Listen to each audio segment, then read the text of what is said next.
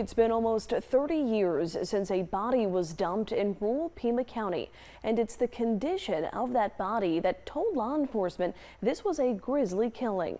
But we don't yet know who the victim is. In tonight's 13 Crime Files, we speak with the detective handling this case about what the hopes are now that technology is improving.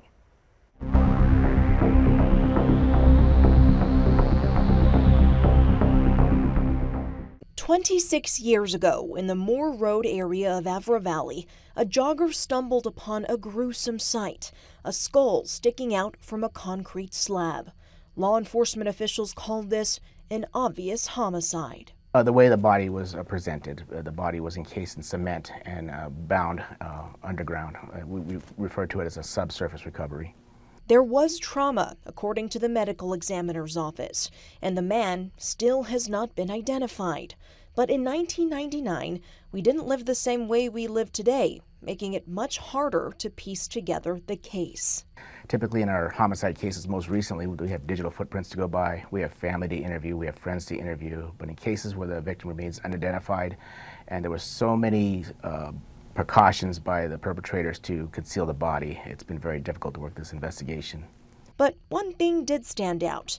This gold medallion was found on the remains reading TP ND 1993. In cases like this, sometimes when the body is encased, we're able to preserve the fingerprints, even though the body has been buried for some time.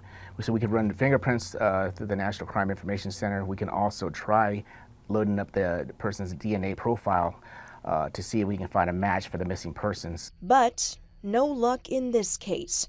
However, new technology is proving to be successful in other cases.